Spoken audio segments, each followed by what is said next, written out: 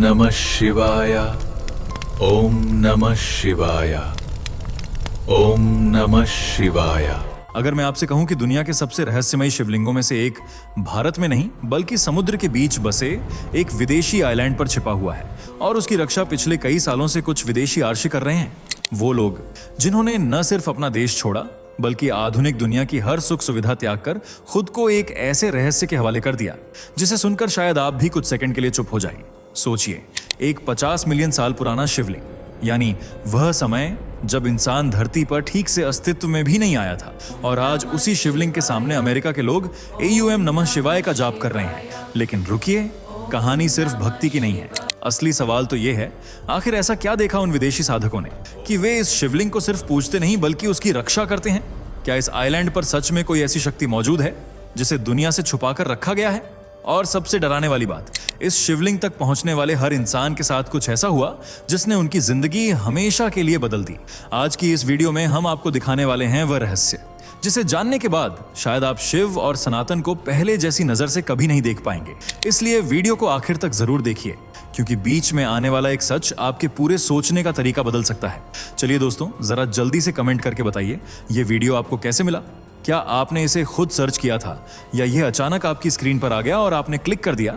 सच सच बताइए, क्योंकि हमें भी जानना है कि आखिर YouTube आज हमारे सनातन धर्म की यह आवाज आप तक कैसे पहुंचा रहा है। और हाँ, अगर आप सच में एक सच्चे हिंदू हैं तो अभी के अभी चैनल को सब्सक्राइब कर लीजिए ताकि आने वाली हर एक वीडियो सबसे पहले आपको मिले। वीडियो को लाइक करना मत भूलना ताकि दुनिया को दिखाया जा सके कि सनातन की शक्ति अभी जिंदा है। तो चलिए बिना वक्त गंवाए बढ़ते हैं वीडियो में आगे। क्या आपने कभी कल्पना की है कि यूनाइटेड स्टेट्स के आधुनिक माहौल में जन्मा एक विदेशी व्यक्ति अपनी पूरी जिंदगी एक रहस्यमयी शिवलिंग की सेवा और सुरक्षा में समर्पित कर देगा? वो भी ऐसा शिवलिंग जिसे किसी इंसान ने तराशा नहीं बल्कि जिसे प्रकृति ने खुद करोड़ों वर्षों में आकार दिया हो।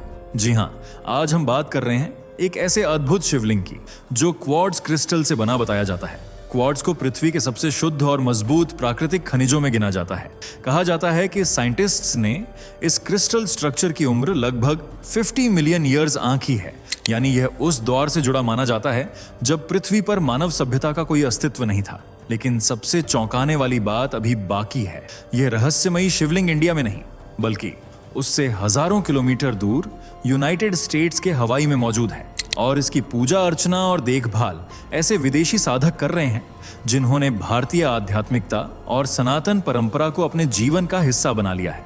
अब सवाल उठता है, आखिर ऐसा क्या है इस शिवलिंग में जिसने दूर देशों के लोगों को भी इसकी ओर आकर्षित कर लिया? क्यों कुछ विदेशी लोग इसे केवल एक पत्थर नहीं बल्कि दिव्य ऊर्जा का प्रतीक मानते हैं? इस रहस्यमयी कहानी में कई ऐसे मोड़ हैं जो आपको सोचने पर मजबूर कर देंगे। तो चलिए अब इस रहस्य से धीरे धीरे पर्दा उठाते हैं।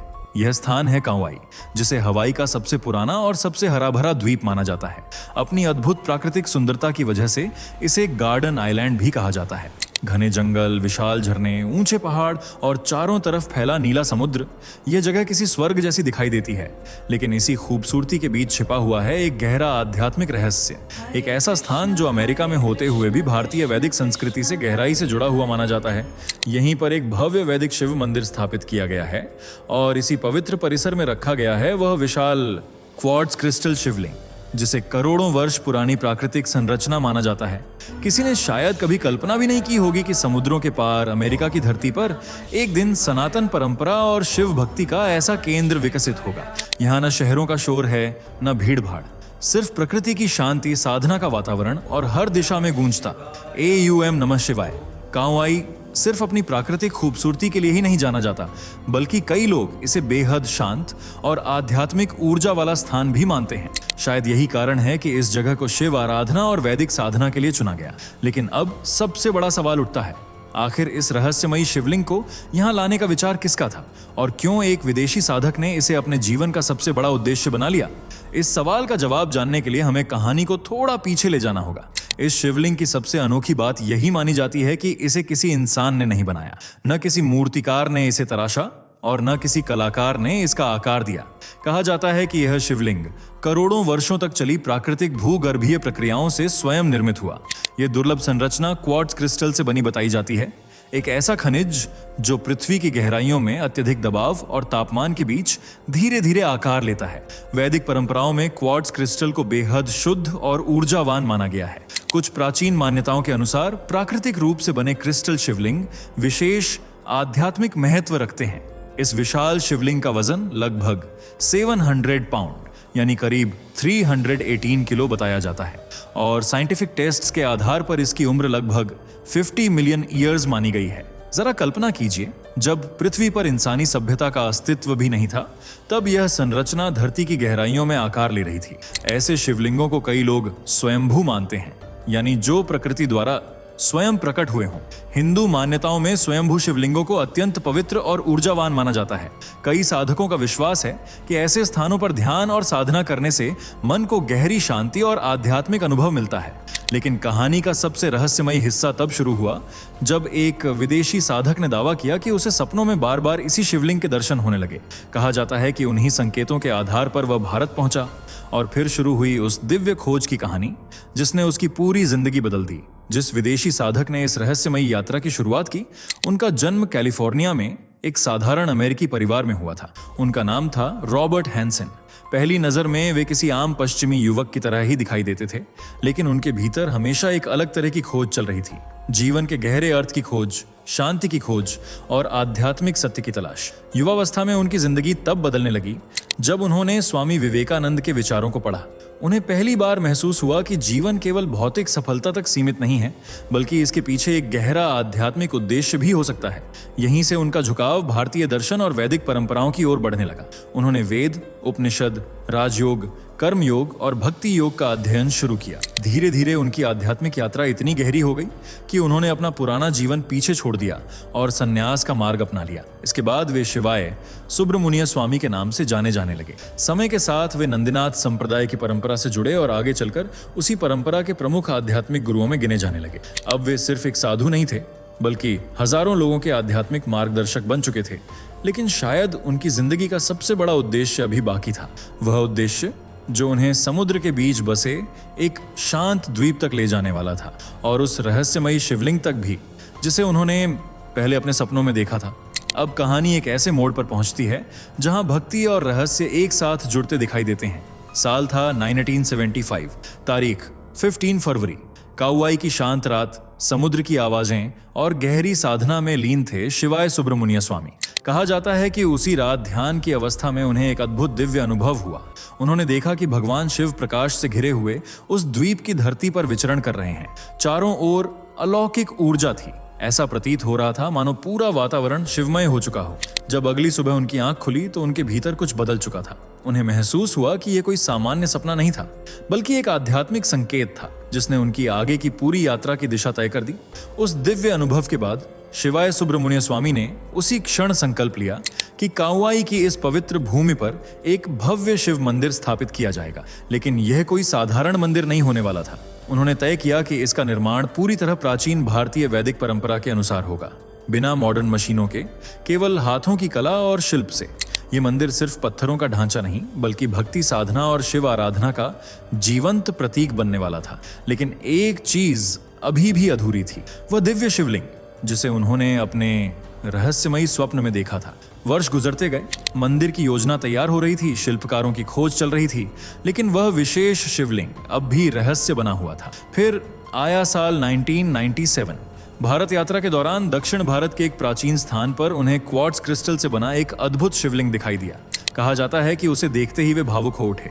उन्हें लगा मानो यही वही स्वरूप है जिसे उन्होंने वर्षों पहले अपने दिव्य अनुभव में देखा था। यह शिवलिंग किसी कलाकार द्वारा बनाया गया नहीं था, बल्कि प्राकृतिक रूप से निर्मित दुर्लभ क्रिस्टल संरचना माना जाता था। यहीं से उन्होंने निर्णय लिया कि यह शिवलिंग अब काउआई ले जाया जाएगा और वहीं इसके लिए एक दिव्य धाम बनाया जाएगा। इसके बाद शुरू हुई उस मंदिर निर्माण की यात्रा, जिसे आज दुनिया मॉडर्न समय में वैदिक वास्तुकला के सबसे अद्भुत उदाहरणों में गिनती है। शिवाय सुब्रमण्य स्वामी चाहते थे कि यह मंदिर उसी शैली में बने जैसी प्राचीन भारत के महान मंदिरों में दिखाई देती है।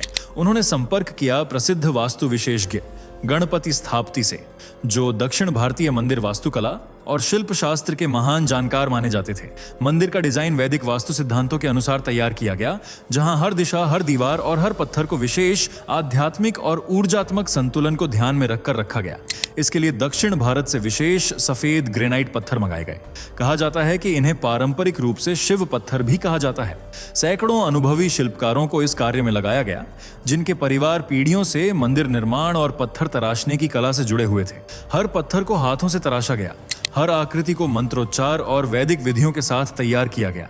यह केवल निर्माण कार्य नहीं था, बल्कि एक तपस्या थी, एक आध्यात्मिक साधना, जिसने समुद्रों के पार यूनाइटेड स्टेट्स की धरती पर सनातन संस्कृति का एक जीवंत प्रतीक खड़ा कर दिया। लेकिन मंदिर निर्माण की सबसे बड़ी चुनौती अभी बाकी थी। दक्षिण भारत में तैयार किए गए विशाल पत्थरों और नक्काशीदार संरचनाओं को हजारों किलोमीटर दूर कांवाई तक पहुंचाना कोई आसान काम नहीं था। कहा जाता है कि इन भारी ग्रेनाइट पत्थरों को समुद्री जहाजों के जरिए लगभग 12,000 किलोमीटर की यात्रा तय करवाई गई। यह विशाल प्रक्रिया 2001 के आसपास शुरू हुई और कई वर्षों तक लगातार चलती रही। हर पत्थर को अलग अलग हिस्सों में भेजा गया, फिर वहां पहुंचकर उन्हें बेहद सावधानी से उसी स्थान पर जोड़ा गया जहां वास्तु योजना के अनुसार उनकी जगह निर्धारित थी। ऐसा लगता था मानो कोई विशाल आध्यात्मिक पहेली धीरे धीरे आकार ले रही हो। सबसे दिलचस्प बात यह है कि यह मंदिर आज भी पूरी तरह समाप्त नहीं माना जाता, क्योंकि इसमें लगने वाला हर पत्थर हाथों से तराशा गया है, मशीनों से नहीं। इसलिए कई लोग इसे सिर्फ एक निर्माण परियोजना नहीं, बल्कि एक आजीवन आध्यात्मिक यज्ञ मानते हैं। इसी पवित्र परिसर में आज कई विदेशी सन्यासी भी रहते हैं। इनमें से अधिकतर लोग यूनाइटेड स्टेट्स, कनाडा और यूरोप के अलग अलग देशों से आए हुए हैं। लेकिन अब उनका जीवन पूरी तरह वैदिक परंपरा और शिव भक्ति को समर्पित माना जाता है। दुनिया उन्हें फॉरेन मॉन्क्स कहती है, लेकिन उनके लिए यह सिर्फ पहचान नहीं, बल्कि साधना का मार्ग है। उनकी दिनचर्या बेहद अनुशासित होती है। सुबह ब्रह्म मुहूर्त में उठना, ध्यान करना, मंत्र जाप, वेद अध्ययन और फिर वैदिक विधि से उस क्वार्ट्ज क्रिस्टल शिवलिंग की पूजा करना, यही उनका जीवन बन चुका है। वे सादगी, संयम और आध्यात्मिक अनुशासन का पालन करते हैं। न मॉडर्न जीवन की भागदौड़, न भौतिक सुखों की चाह, बस एक ही भावना, हमने शिव को नहीं चुना, शिव ने हमें बुलाया। उनका जीवन यह दिखाता है कि भक्ति और आध्यात्मिकता किसी देश, भाषा या जाति की सीमा में बंधी नहीं होती। आज कंवाई आदीनम दुनिया के सबसे अनोखे आध्यात्मिक स्थलों में गिना जाता है। समुद्र और जंगलों के बीच स्थित यह स्थान मॉडर्न दुनिया से दूर जरूर है, लेकिन शिव भक्ति और वैदिक परंपरा से गहराई से जुड़ा हुआ माना जाता है। हालांकि कांवाई आदीनम का मंदिर परिसर आज भी निर्माण के कुछ चरणों में माना जाता है, लेकिन वहां का आध्यात्मिक वातावरण पहले ही दुनिया भर के साधकों को आकर्षित करने लगा है। कहा जाता है कि मंदिर का हर पत्थर, हर स्तंभ और हर नंदी प्रतिमा वैदिक मंत्रों और पारंपरिक शिल्पकला की ऊर्जा को दर्शाती है। पूरा निर्माण प्राचीन वास्तुशास्त्र के सिद्धांतों के अनुसार किया गया है। सूर्य की दिशा, अग्निकोण, जल तत्व और ऊर्जा प्रवाह, हर चीज को उसी तरह ध्यान में रखा गया जैसे दक्षिण भारत के प्राचीन मंदिरों में किया जाता था। कई लोग इसकी तुलना तिरुवन्नामलई टेम्पल और चिदम्बरम नटराज टेम्पल जैसी पारंपरिक मंदिर परंपराओं से भी करते हैं। आज भी यहाँ प्रतिदिन पूजा, अभिषेक, यज्ञ और वेद पाठ वैदिक रीति रिवाजों के अनुसार किए जाते हैं। मॉडर्निटी से दूर यह स्थान पूरी तरह साधना, शुद्धता और भक्ति के वातावरण में डूबा हुआ दिखाई देता है। यहाँ पहुंचने वाले कई लोगों को ऐसा महसूस होता है मानो समय थम गया हो और समुद्रों के पार एक विदेशी भूमि पर भारतीय आध्यात्मिकता फिर से जीवंत हो उठी हो। लेकिन इस पूरी कहानी का सबसे प्रेरणादायक पहलू शायद यही है कि एक व्यक्ति जिसने पश्चिमी दुनिया में जन्म लिया, उसने अपनी आत्मा की पुकार सुनकर भारतीय संस्कृति और शिव भक्ति को अपना जीवन समर्पित कर दिया। शिवाय सुब्रमण्य स्वामी ने यह दिखा दिया कि आध्यात्मिकता किसी सीमा, भाषा या देश की मोहताज नहीं होती। उन्होंने केवल एक मंदिर का निर्माण नहीं करवाया, बल्कि हजारों किलोमीटर दूर एक अलग महाद्वीप पर सनातन परंपरा की एक जीवित ज्योति प्रज्वलित कर दी। आज जब मॉडर्न लाइफस्टाइल में लोग अपनी जड़ों और परंपराओं से दूर होते जा रहे हैं, तब यह कहानी हमें याद दिलाती है कि भारतीय संस्कृति और आध्यात्मिक विरासत कितनी गहरी और प्रेरणादायक है। और शायद यही इस पूरी यात्रा का सबसे बड़ा संदेश भी है।